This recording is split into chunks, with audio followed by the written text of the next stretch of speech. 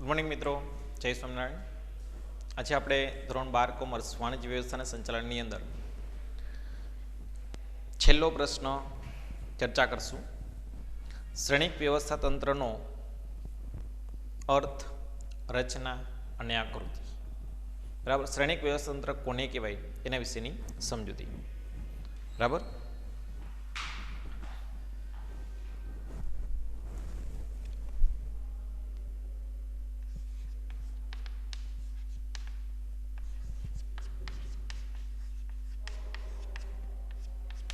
શ્રેણિક વ્યવસ્થા તંત્ર સમજાવો. બરાબર.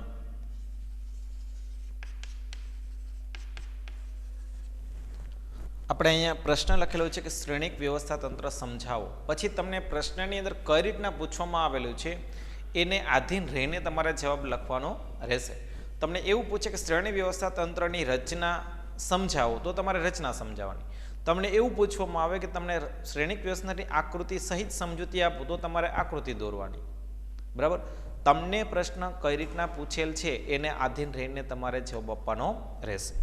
પહેલાં આપણે જોશું અર્થ, પછી જોશું સમજૂતી. બરાબર. પહેલાં આપણે જોઈએ શ્રેણિક વ્યવસ્થા તંત્રનો અર્થ.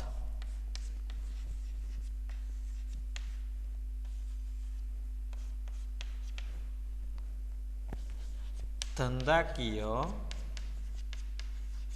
એકમમાં પ્રોજેક્ટ માળખું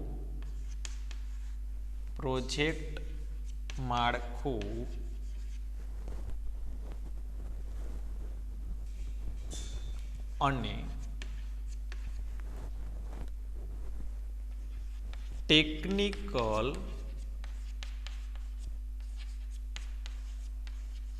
માળખાથી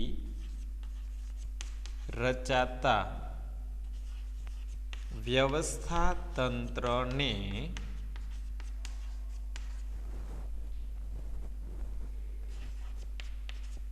શ્રેણિક વ્યવસ્થા તંત્ર કહે છે. બરાબર. એક માર્ક્સની અંદર સૌથી ઇમ્પોર્ટન્ટ બાબત ખાસ યાદ રાખજો, શ્રેણિક વ્યવસ્થા તંત્ર એટલે શું. તો શ્રેણિક વ્યવસ્થા તંત્ર કોને કહેવાય, શ્રેણિક વ્યવસ્થા તંત્રની શું જરૂરિયાત છે એના વિશેની માહિતી. તો જેમાં બે મુદ્દા છે એ ઇમ્પોર્ટન્ટ છે, યાદ રાખજો. એક છે પ્રોજેક્ટ માળખું અને બીજું છે ટેકનિકલ માળખું. બરાબર. તો પ્રોજેક્ટ માળખું અને ટેકનિકલ માળખાથી રચાતા માળખાને શું ગણી શકાય, તો કે શ્રેણિક વ્યવસ્થા તંત્ર ગણી શકાય છે. બરાબર. તો શ્રેણિક વ્યવસ્થા તંત્રની અંદર આપણે વાત કરીએ કે પ્રોજેક્ટ માળખું અને ટેકનિકલ માળખાની શા માટે જરૂરિયાત છે. તો કોઈ પણ કામ છે બે રીતે થઈ શકે. એક તો ટેકનિકલ કોઈ મશીનરી દ્વારા અને બીજું માનવ સંપત્તિ દ્વારા. જેમ કે આપણે ઉદાહરણ તરીકે વાત કરીએ કે એક સમય એવો હતો કે જે કાપડનું જે પ્રોડક્શન થતું હતું, કાપડનું જે ઉત્પાદન થતું હતું એ માનવ પદ્ધતિથી થતું હતું અને એ વણાટ કામ દ્વારા થતું હતું. જેમ જેમ સમય બદલાણો એમ એકમની અંદર ધંધાકીય એકમમાં તો કે મશીનરી આવતી ગઈ. એટલે વણાટ કામ કરતા વ્યક્તિઓ છે બધા શું બની ગયા, તો કે બેકાર બની ગયા. હવે શું થયું, એ મશીનરી જેમ જેમ આગળ વધી એમ એનું એક ટેકનિકલ માળખું બની ગયું અને એક પ્રોજેક્ટ સ્વરૂપે જોવા મળ્યું. તો આ બંનેથી એક માળખાની રચના થઈ. પ્રોજેક્ટ માળખાની રચના થઈ અને ટેકનિકલ માળખાની રચના થઈ. એના માટે ટેકનિકલ એડવાઇઝર લગાવ્યા, પ્રોજેક્ટ અધિકારીઓ લગાવ્યા. આમ અલગ અલગ કર્મચારીઓની રચનાથી એક માળખાની રચના થઈ, જેને આપણે શું કીધું, તો કે ભાઈ શ્રેણિક વ્યવસ્થા તંત્ર. એટલે પ્રોજેક્ટ માળખું અને ટેકનિકલ માળખાથી રચાતા વ્યવસ્થા તંત્રને શું ગણી શકાય, તો કે શ્રેણિક વ્યવસ્થા તંત્ર ગણી શકાય છે. રેડી. હવે આપણે વાત કરશું એમની સમજૂતી. બરાબર. શ્રેણિક વ્યવસ્થા તંત્રની સમજૂતી.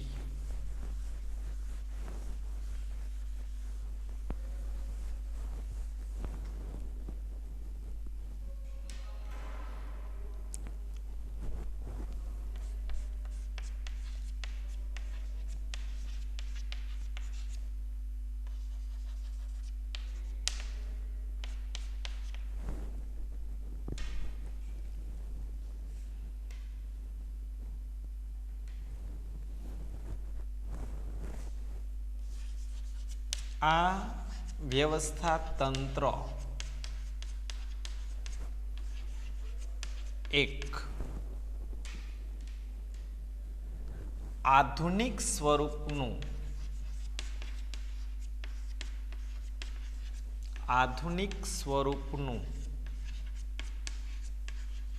માળખું છે.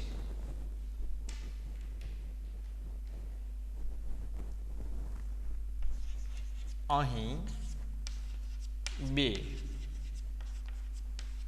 અલગ અલગ પ્રકારના માળખા જોવા મળે છે.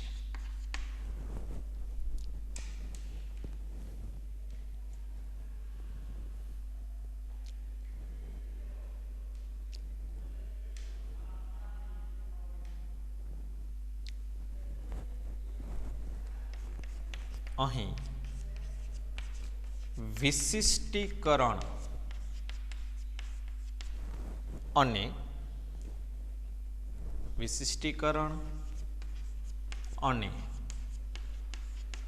સંકલનનો લાભ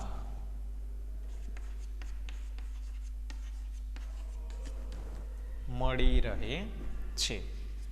વિશિષ્ટીકરણ અને સંકલનનો લાભ મળી રહે છે.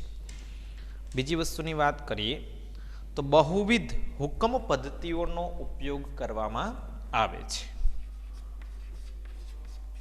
બહુવિધ હુકમ પદ્ધતિનો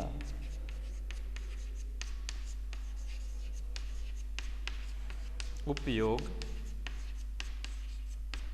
કરવામાં આવે છે. બરાબર. આ મિત્રો ખાસ યાદ રાખજો, આપણી પાસે સમજૂતી છે જે કે 2 માર્કની અંદર તમને પૂછાઈ શકે એમ છે કે ભાઈ શ્રેણિક વ્યવસ્થા તંત્ર શું સમજાવો, તો તમારા 3 મુદ્દા છે એ લખવાના રહેશે. બરાબર. એક આધુનિક સ્વરૂપનું માળખું છે, એક બીજું 2 અલગ અલગ પ્રકારના માળખા જોવા મળે છે, જેમાં એક પ્રોજેક્ટ માળખું અને બીજું એક ટેકનિકલ માળખું, બીજું બહુવિધ હુકમ પદ્ધતિઓનો ઉપયોગ કરવામાં આવે છે. બરાબર. હવે ખાસ મિત્રો યાદ રાખજો, શ્રેણિક વ્યવસ્થા તંત્રની સમજૂતીમાં બરાબર તો કોઈ પણ શ્રેણિક વ્યવસ્થા તંત્ર છે એ તો કે 2 માળખાથી રચના થાય છે. એની એક ટેકનિકલ માળખું અને બીજું પ્રોજેક્ટ માળખું. બરાબર. તો વર્તમાન સમયમાં જોવા જઈએ તો એક આધુનિક પ્રકારનું સ્વરૂપનું માળખું જોવા મળે છે. પછી શું કામ આધુનિક પ્રકારનું, તો કે અત્યારે મોટા ભાગના જે કંઈ ધંધાકીય એકમો છે એ એકમની અંદર તો કે મશીનરીનું પ્રમાણ તો કે વધારે છે, ટેકનિકલ એડવાઇઝરનું પ્રમાણ તો કે વધારે છે, અને આ ટેકનિકલ એડવાઇઝરો છે એ વધુમાં વધુ કામ કરવાનો પ્રયત્ન પણ કરે છે. એટલે આધુનિક સ્વરૂપનું અત્યારના સમયમાં જોવા જઈએ તો માળખું જોવા મળે છે. બીજી વસ્તુની વાત કરીએ તો અહીંયા વિશિષ્ટીકરણ અપનાવી શકાય છે અને સાથે સાથે સંકલનનો લાભ પણ મળે છે. પ્રશ્ન આપણે એમ થાય કે વિશિષ્ટીકરણ કઈ રીતના. બરાબર. આપણે અહીંયા 2 ઉદાહરણ લેશું સંકલન અને વિશિષ્ટીકરણ માટે. તમને ખબર હોય તો આપણી પાસે જે ટાઇલ્સ છે, અત્યારે જે તમે ટાઇલ્સ જોવો છો બરાબર, એ વિક્ટ્રીફાઈડ ટાઇલ્સ તરીકે ઓળખવામાં આવે છે. બરાબર. એમાં અનેક પ્રકારના પ્રકારો આવે છે. એક સમય એવો હતો કે જે સિલ્વર મોઝેક ટાઇલ્સ હતી આપણી પાસે. બરાબર. એમાં પણ મશીનરી હતી, પણ ધીમે ધીમે એનો ક્રેઝ થઈ ઓછો થવા લાગ્યો, અને તો કે ભાઈ અત્યારે જે વિટ્રીફાઈડ ટાઇલ્સ છે એનો ઉપયોગ થયો. તો એની સામે બીજી વસ્તુઓ પણ હતી. બરાબર. કે કોટા સ્ટોન છે, માર્બલ છે. બરાબર. પછી વાત કરીએ તો અલગ અલગ પ્રકારની એમાં ડિઝાઇન હતી, રેડ છે, બ્લેક છે, ગ્રે છે. બરાબર. તો આ જે વસ્તુઓથી એમાં જુદા જુદા પ્રકારની એક માળખાની રચનાથી આ વસ્તુઓ છે બધી અલગ અલગ હતી, એને આધારે અલગ અલગ પ્રકારના ટેકનિકલ વ્યક્તિઓ આવ્યા અને એક માળખાની રચના થઈ. બરાબર. જેને આપણે નામ આપ્યું શ્રેણિક વ્યવસ્થા તંત્ર. અને ખાસ કરીને એમાં વિશિષ્ટીકરણ પણ જોવા મળ્યું, સંકલનનો લાભ પણ મેળવી શકાય છે. શું કામે, તો કે ઘણીવાર છે એ અમુક પ્રકારના ટેકનિકલ એડવાઇઝરો હોય, મશીનરી ઉપર કામ કરતા વ્યક્તિઓ છે, જનરલ કામ કરતા વ્યક્તિઓ છે, આ બધા સાથે મળીને કામ કરે છે. એટલા માટે ત્યાં સંકલનનો લાભ પણ મળે છે. કે ઝાઝા હાથ રળિયા, પણ આપણે ગુજરાતી ભાષાની કહેવત છે કે વધારે વ્યક્તિ હોય તો બધાની બુદ્ધિ અલગ અલગ હોય, પણ જો એક જ પ્રોજેક્ટ ઉપર કામ કરવા ઈચ્છતા હોય તો અલગ અલગ વિચારો સાથે અલગ અલગ હેતુઓ સાથે કામ કરતા હોય ને તો એ શક્ય બને નહીં. એટલે જાજા રડિયામણા મુજબ અલગ પ્રકારના વ્યક્તિઓ કામ કરે છે તો શું થાય છે કે બધાની બુદ્ધિથી કામ થતું હોવાથી કામ કરવામાં તો કે સરળતા રહે છે. બરાબર. બીજું, બહુવિધ હુકમ પદ્ધતિ અપનાવી શકાય છે. બહુવિધ હુકમ પદ્ધતિ શા માટે? બરાબર. કારણ કે અહીંયા તમે જુઓ, એક પ્રોજેક્ટ મેનેજર હશે, એક ટેકનિકલ એડવાઇઝર હશે, એક જનરલ મેનેજર હશે. આ તમામ વ્યક્તિઓ છે ને એકબીજા સાથે સંકળાય છે અને એક કરતાં વધારે વ્યક્તિઓ હુકમો આપશે તો પ્રશ્ન એવો પણ થાય કોના હુકમનું પાલન કરવું. પણ એવું નથી કે જે ટીમ વાઇઝ જે વર્ક છે, જે પ્રોજેક્ટ વાઇઝ જે વર્ક છે એ વર્ક વ્યવસ્થિત રીતે થઈ શકે છે. કે ક્યાંક કોઈ હુકમ આપશે એમાં કોઈ પણ પ્રકારનો ફોલ્ટ હશે તો એ ફોલ્ટનો સુધારો વધારો કરી શકાય છે. તો આમ દરેક ધંધાકીય એકમની અંદર બહુ પદ્ધતિઓનો ઉપયોગ પણ કરવામાં આવે છે, પણ જ્યારે શ્રેણિક વ્યવસ્થા તંત્ર અપનાવવામાં આવે ત્યારે. રેડી? ફરી મિત્રો ધ્યાન આપજો સમજૂતીની અંદર તો કે શ્રેણિક વ્યવસ્થા તંત્ર છે આધુનિક સ્વરૂપનું માળખું છે કે જેની અંદર બે માળખાનો સમાવેશ કરવામાં આવે છે. સાથે વિશિષ્ટીકરણ પણ અપનાવી શકાય છે અને સંકલનનો પણ લાભ મળે છે. આ ઉપરાંત જોવા જોઈએ તો બહુવિધ હુકમ પદ્ધતિનો ઉપયોગ કરવામાં આવે છે. રેડી? હવે આપણે વાત કરશું રચના.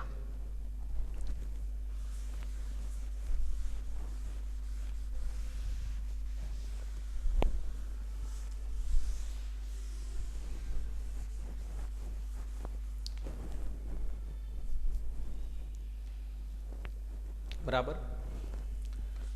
શ્રેણિક વ્યવસ્થા તંત્રની રચના.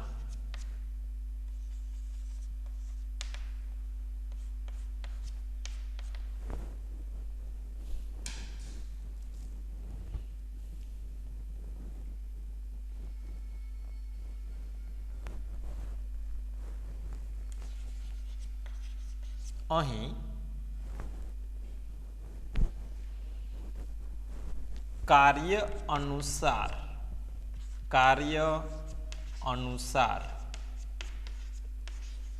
વિભાગીકરણ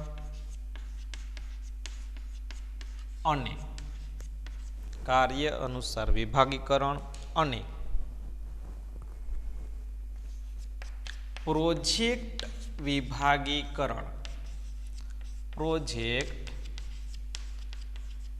વિભાગીકરણ અપનાવવામાં આવે છે.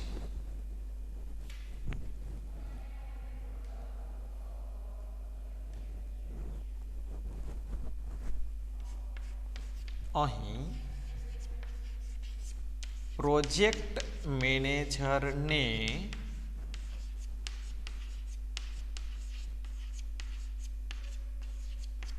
પ્રોજેક્ટ અંગેની જવાબદારી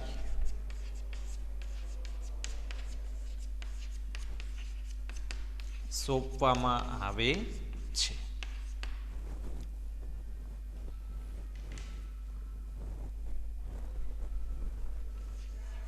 આ માટે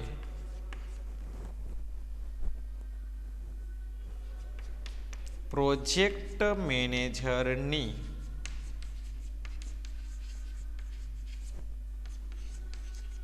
નિમણૂક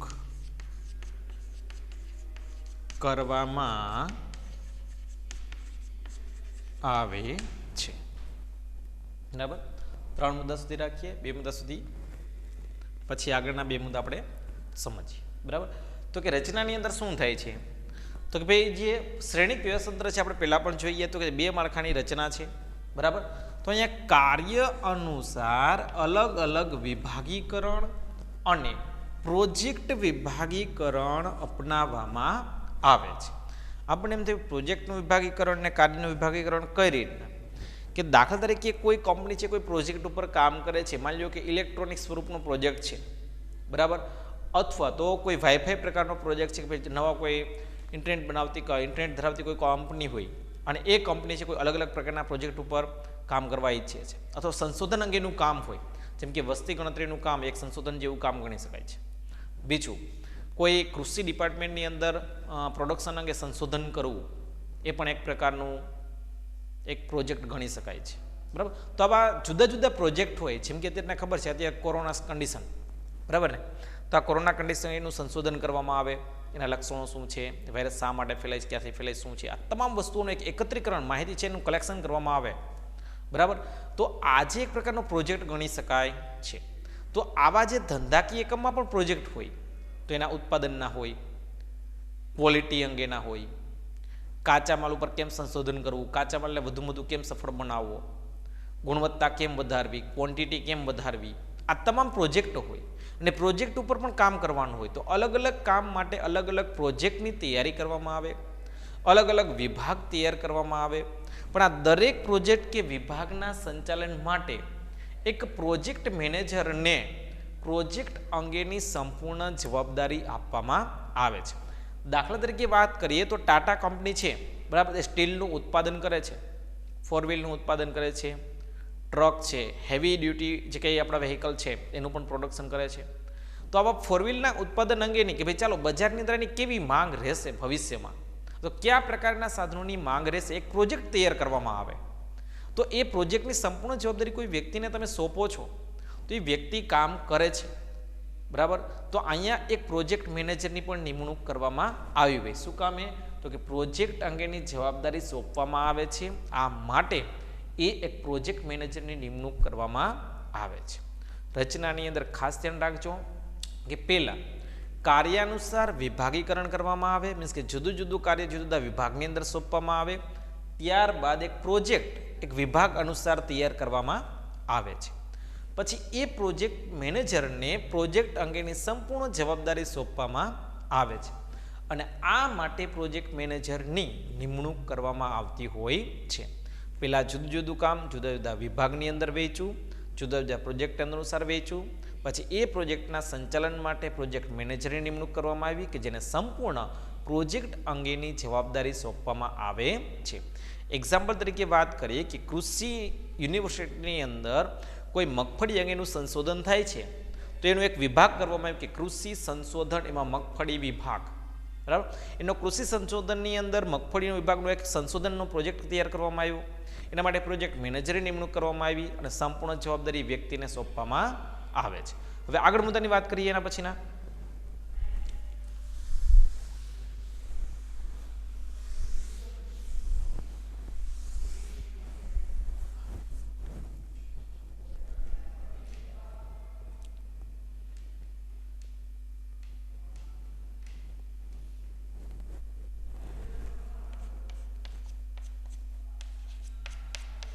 પ્રોજેક્ટ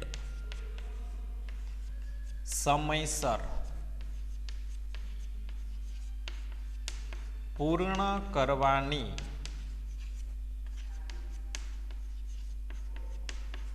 સંપૂર્ણ જવાબદારી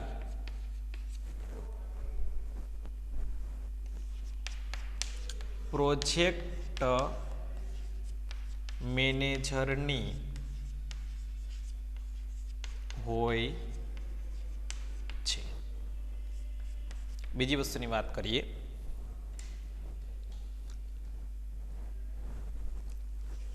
પ્રોજેક્ટની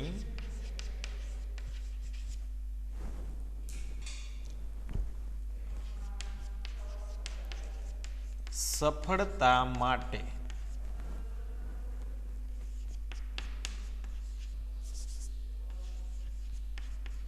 અલગ અલગ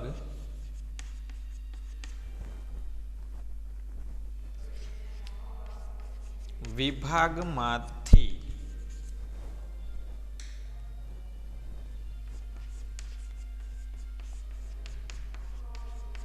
નિષ્ણાત વ્યક્તિઓની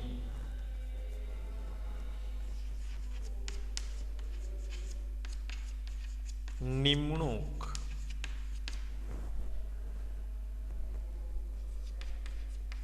કરવામાં આવે છે.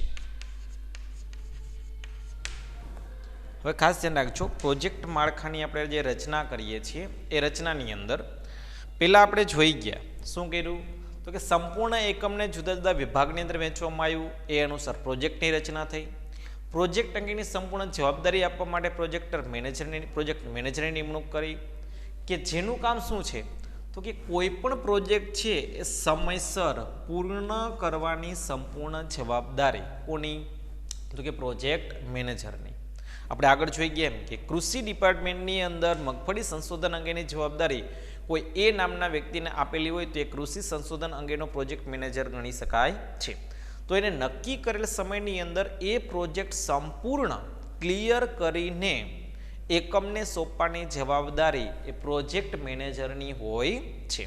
કે કોઈ પણ એકમની અંદર ઉત્પાદન અંગેનો પ્રોજેક્ટ હોય, વેચાણ અંગેનો પ્રોજેક્ટ હોય, કે કોઈ ગુણવત્તા અંગેનો પ્રોજેક્ટ હોય, કોઈ પણ પ્રોજેક્ટ હોય તો એ પ્રોજેક્ટની સંપૂર્ણ સમયસર પૂર્ણ થાય એ જોવાની અંગેની સંપૂર્ણ જવાબદારી કોની, તો કે પ્રોજેક્ટ મેનેજરની હોય છે. બીજી વસ્તુની વાત કરીએ તો કે પ્રોજેક્ટ મેનેજર છે એ પોતાના કામને સફળતા અપાવી શકે, પોતાનું કામ સફળ બની શકે એ માટે ધંધાકીય એકમમાં જ અલગ અલગ વિભાગ જોવા મળતા હોય છે, જેમ કે ઉત્પાદન, ખરીદી અને વેચાણ. તો આ અલગ અલગ વિભાગમાંથી જ અલગ અલગ વ્યક્તિઓની, એટલે કે જે નિષ્ણાંત વ્યક્તિઓ છે એ નિષ્ણાંત વ્યક્તિઓની તો કે નિમણૂક કરવામાં આવે છે.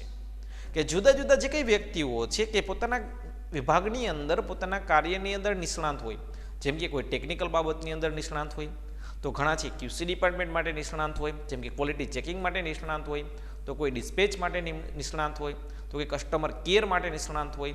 તો આવા અલગ અલગ વિભાગમાંથી અલગ અલગ વ્યક્તિઓ જે નિષ્ણાંત વ્યક્તિઓ છે આ તમામ વ્યક્તિઓને પ્રોજેક્ટ માટે તો કે નિમણૂક કરવામાં આવે છે. રેડી?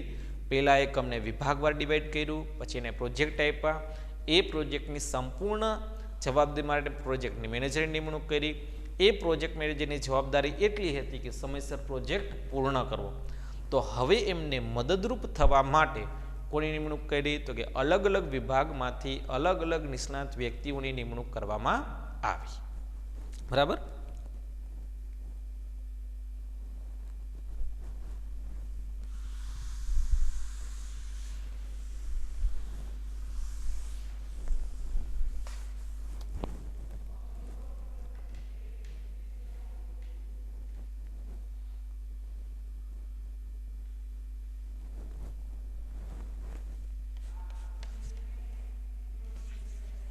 આ નિષ્ણાંત વ્યક્તિઓની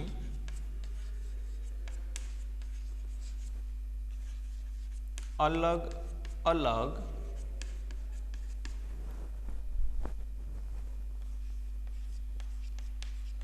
ટુકડીઓ બનાવવામાં આવે છે. દાખલા તરીકે સંશોધન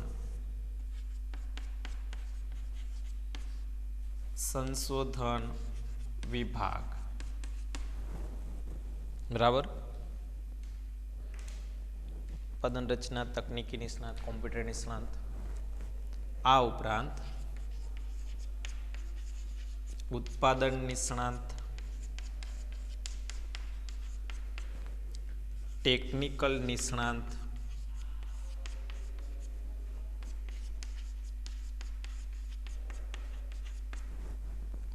વગેરે.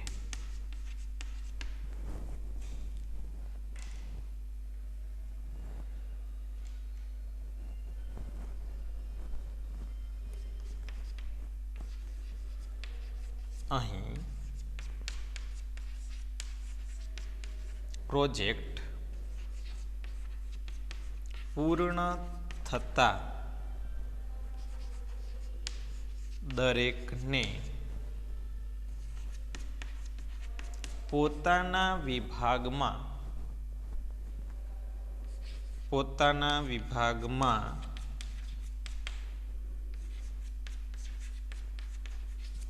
મોકલી દેવામાં આવે છે. બરાબર? આ શબ્દોની જે અંડરલાઈન કરજો, એક ઉત્પાદન નિષ્ણાંત, ટેકનિકલ નિષ્ણાંત અને સંશોધન નિષ્ણાંત અથવા તો વિભાગ. બરાબર? હવે પ્રોજેક્ટ માળખાની અંદર અહીંયા આપણી રચના છે એક સંપૂર્ણ પૂર્ણ કરીએ છીએ, પછી આપણે જોશું આકૃતિ, છેલ્લો મુદ્દો, બરાબર. કે પ્રોજેક્ટ માળખાની અંદર શું થાય છે તો કે સમગ્ર એકમ છે એને પાછળ બે ભાગની અંદર વહેંચું, એક પ્રોજેક્ટ વિભાગ અને બીજું કાર્યનું વિભાગીકરણ. હવે એ પ્રોજેક્ટ છે એને પૂર્ણ કરવા માટે તો કે પ્રોજેક્ટ મેનેજરની નિમણૂક કરી કે જેની જવાબદારી શું હતી કે સંપૂર્ણ પ્રોજેક્ટ છે એને નક્કી કરેલ સમયની અંદર તો કે પૂર્ણ કરવો. હવે એ પ્રોજેક્ટ મેનેજરને મદદરૂપ થઈ શકે એટલા માટે જુદા જુદા વિભાગમાંથી તો કે નિષ્ણાત વ્યક્તિઓને બોલાવવામાં આવે છે, સાથે સાથે એની જુદી જુદી ટુકડીઓ કરવામાં આવે છે, બરાબર. કે જે કંઈ નિષ્ણાત વ્યક્તિઓ છે એની અલગ અલગ ટુકડીઓ બનાવવામાં આવે છે. તો એની કેવી કેવી ટુકડીઓ હોઈ શકે, જેમ કે ઉત્પાદન નિષ્ણાતની અલગ અલગ ટુકડીઓ, પછી ટેકનિકલ નિષ્ણાત હોય એની અલગ ટુકડી કરવામાં આવે, પછી ઘણા બધા સંશોધન વિભાગની અંદર કામ કરતા હોય તો સંશોધન વિભાગની ટુકડીઓ અલગ અલગ કરવામાં આવે છે. દરેકે દરેક વ્યક્તિ છે એકમના જુદા જુદા વિભાગોમાંથી લેવામાં આવેલા હોય છે. દરેકે દરેક વિભાગની સાથે જ એમને કામ સોંપવામાં આવેલું હોય છે, સાથે સાથે જવાબદારી પણ એને પૂર્ણ કરવાની હોય છે. તો આ વિભાગ વાઇઝ જે અધિકારીઓની નિમણૂક કરવામાં આવેલી હોય, જે તે વિભાગમાંથી ટેકનિકલ એડવાઇઝરો લેવામાં આવેલા હોય, એ તમામ વ્યક્તિઓને એની સમય મર્યાદા છે માત્ર ને માત્ર પ્રોજેક્ટ પૂર્ણ. એટલે કે જ્યારે પણ પ્રોજેક્ટ પૂર્ણ થઈ જશે ત્યારે દરેકે દરેક જે નિષ્ણાંત વ્યક્તિઓ હતા જે તે વિભાગમાંથી લેવામાં આવેલા હશે એવા તમામે તમામ વ્યક્તિઓને પાછા એ જ વિભાગની તો કે કાર્ય કરવા માટે મોકલી દેવામાં આવશે. ફરીવાર મિત્રો ધ્યાન આપજો અહીંયા તો કે ભાઈ પ્રોજેક્ટ માળખાની રચના કે સમગ્ર એકમને આપણે શું કર્યું તો કે પ્રોજેક્ટ માળખું અને વિભાગી કાર્ય વિભાગીકરણ માટે તો કે બે ભાગની અંદર વહેંચી નાખ્યું. પ્રોજેક્ટ કાર્યની સંપૂર્ણપણે સફળતા મેળવવા માટે અથવા એની સંપૂર્ણ જવાબદારી આપવા માટે તો કે પ્રોજેક્ટ અધિકારીઓની નિમણૂક કરી. આ પ્રોજેક્ટ અધિકારીને પોતાના કાર્યમાં મદદ થઈ શકે એટલા માટે એકમમાંથી નિષ્ણાત વ્યક્તિઓની તો કે નિમણૂક કરવામાં આવી. આ જે નિષ્ણાત વ્યક્તિઓ છે એ નિષ્ણાત વ્યક્તિઓની અલગ અલગ ટુકડીઓ બનાવવામાં આવે છે. એક્ઝામ્પલ તરીકે વાત કરીએ તો ઉત્પાદન, સંશોધન અને ટેકનિકલ બાબતને લગતી ટુકડીઓ. આ જે વ્યક્તિઓ છે એ વ્યક્તિઓ પોતાનું કામ પૂર્ણ થશે એટલે મીન્સ કે પ્રોજેક્ટનું કામ પૂર્ણ થશે ત્યારે એ દરેકે દરેક વ્યક્તિઓને પોતાના વિભાગની અંદર પરત મોકલી દેવામાં આવે છે. રેડી? તો આ હતું પ્રોજેક્ટ માળખાની રચના, બરાબર. હવે આપણે જોશું પ્રોજેક્ટ માળખાની આકૃતિ.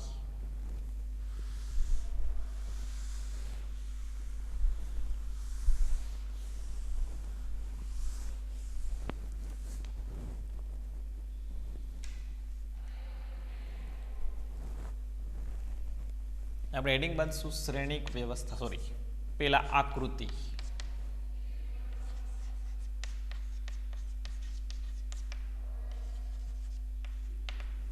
બરાબર.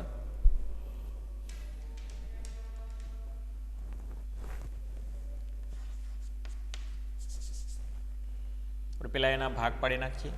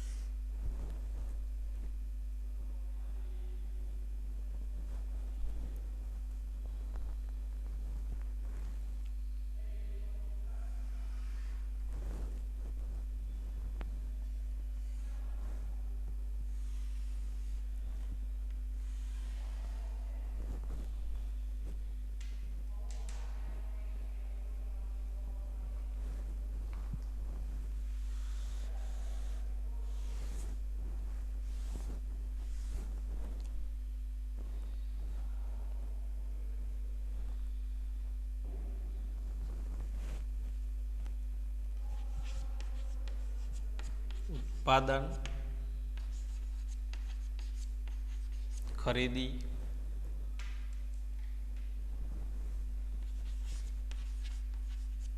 ઇજનેરી,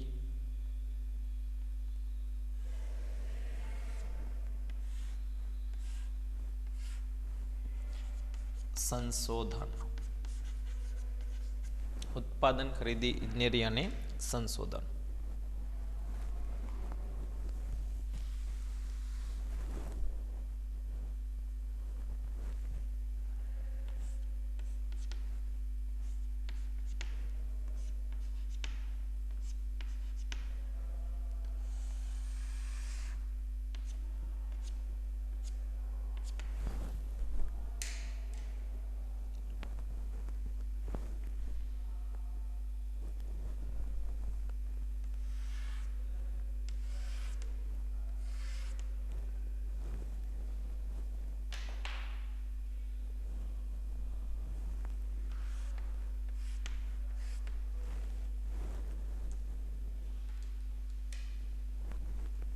project number 1. Project number 1. Project number 2 અને પ્રોજેક્ટ નંબર 3. બરાબર. અહીંયા આવશે સંચાલકો.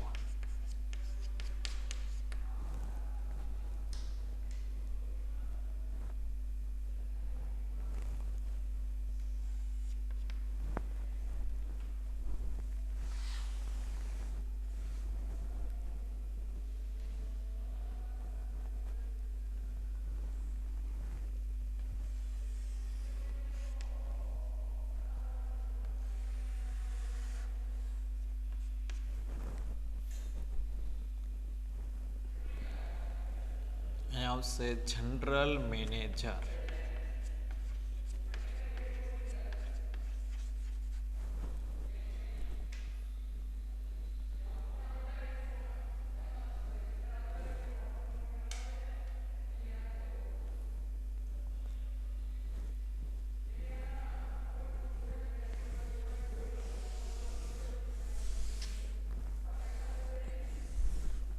બરાબર.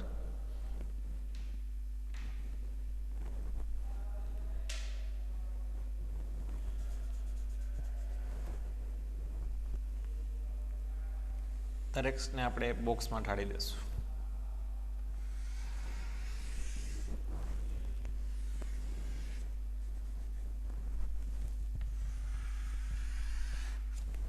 બરાબર.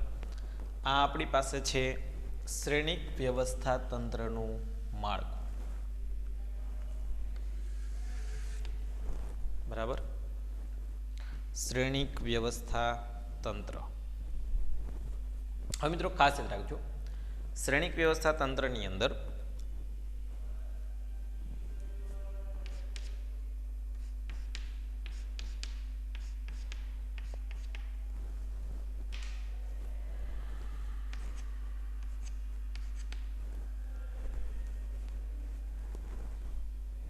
બરાબર.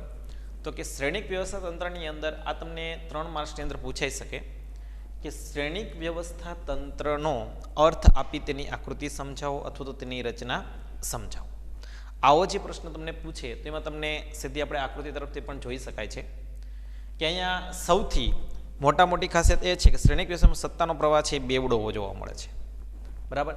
એક જનરલ મેનેજર તરફથી પણ સત્તાઓ આપવામાં આવે છે, બીજું પ્રોજેક્ટ અધિકારીઓ તરફથી પણ સત્તા આપવામાં આવતી હોય છે. બીજી વસ્તુની વાત કરીએ તો કે દરેક સંચાલકોને ઉપરથી નીચે તરફ સીધી રેખાની અંદર સત્તાનું પ્રમાણ છે એ જોવા મળતું હોય છે. કે કોઈને કોઈ એકમની અંદર શ્રેણિક વ્યવસ્થા તંત્ર છે એ બે રીતે જોઈ શકાય છે. એક પ્રોજેક્ટ માળખું છે અને બીજું છે ટેકનિકલ માળખું, કે જેની અંદર ઉપર છે એ જનરલ મેનેજર છે. એમની નીચે તો કે 4 વિભાગ પડે છે: ઉત્પાદન, ખરીદી, ઇજનેરી અને સંશોધન વિભાગ. બરાબર. સંશોધન અને વિકાસ વિભાગ. એમની સાથે સંકળાયેલા તો કે પ્રોજેક્ટ અહીંયા 3 છે, એની જગ્યાએ તમે ઘણા બધા પ્રોજેક્ટ પણ કરી શકો. બરાબર. 5, 6, 7 પ્રોજેક્ટ પણ કરી શકો છો, કે જેમાં project number 1, project number 2, project number 3 સાથે સંચાલકો પણ જોવા મળે છે. કે અહીંયા બેવડા પ્રવાહની સાથે આ આકૃતિ આપણે જોઈ શકીએ છીએ.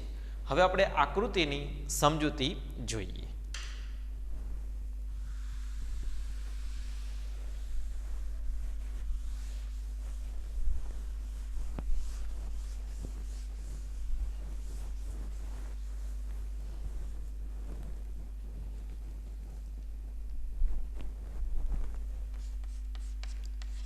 આકૃતિની સમજૂતી.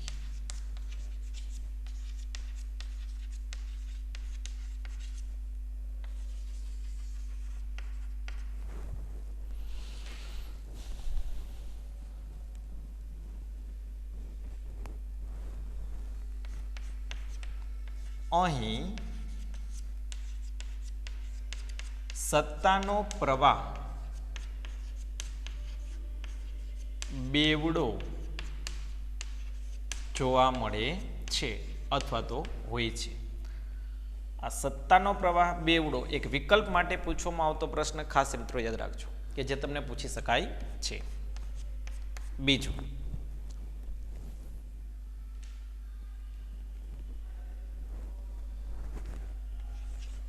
જનરલ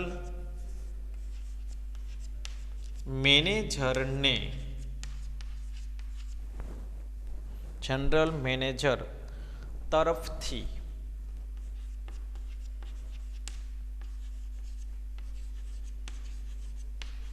વિવિધ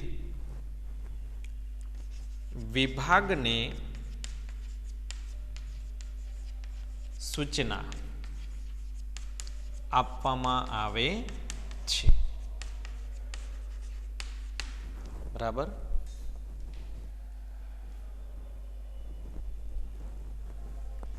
સાથે પ્રોજેક્ટ અને સંચાલકો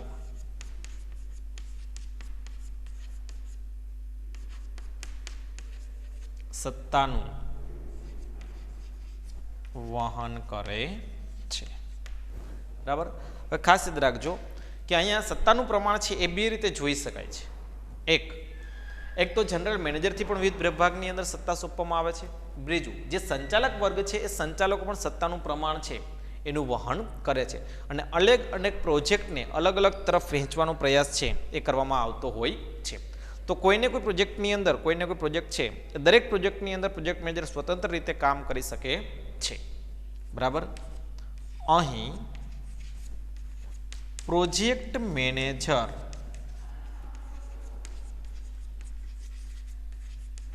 સ્વતંત્ર રીતે કામ કરે છે. સાથે સાથે નિષ્ણાત વ્યક્તિઓ પણ જોવા મળે છે. બરાબર. હવે મિત્રો ખાસ યાદ રાખજો, જેમ આપણે શ્રેણિક વ્યવસ્થાની વાત કરતા હતા, બરાબર, કે અલગ અલગ પ્રકારના જે કંઈ વ્યક્તિઓ છે, બરાબર, એમાં સત્તાનો પ્રભાવ બેવડો જોવા મળ્યો. શું કામ? તો કે જનરલ મેનેજરથી પણ સત્તા આપવામાં આવશે. બીજું, દરેક પ્રોજેક્ટ માટે પ્રોજેક્ટ અધિકારી નિમણૂક કરવામાં આવેલી હતી. બરાબર. તો વિવિધ વિભાગો તરફથી પણ સૂચના આપવામાં આવશે. સાથે સાથે જે સંચાલક પર પણ કામ કરે તો સંચાલકોની સત્તાનું પણ અહીંયા પ્રમાણ જોવા મળે છે. આકૃતિમાં આપણે જોયા તો કે ઉપર છે એ વિવિધ વિભાગના અધિકારીઓ હતા, નીચે પ્રોજેક્ટ મેનેજર હતા, સાથે સંચાલકો હતા. આ તમામ વ્યક્તિઓ કોઈને કોઈ સૂચના આપશે તો નિષ્ણાત વ્યક્તિઓએ એને પાલન કરવાનું રહેશે. આ ઉપરાંત જોવા જઈએ તો પ્રોજેક્ટ મેનેજર પોતાના વિભાગ માટે સંપૂર્ણ સ્વતંત્રતા ધરાવે છે. સાથે સાથે જે નિષ્ણાંત વ્યક્તિઓ છે એ નિષ્ણાંત વ્યક્તિઓ પણ પોતાના કાર્યની અંદર પોતે સ્વતંત્રતા ધરાવે છે. બરાબર. એના પછીના મુદ્દાની વાત કરીએ.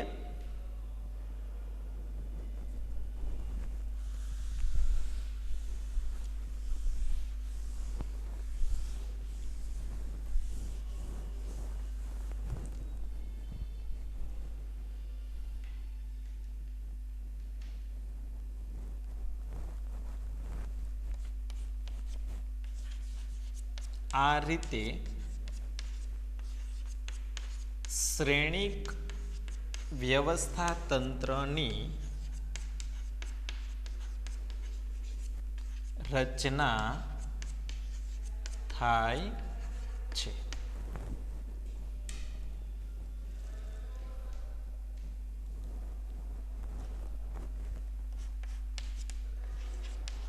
જ્યાં ટેકનોલોજી અને કામગીરી બંને મહત્વના હોય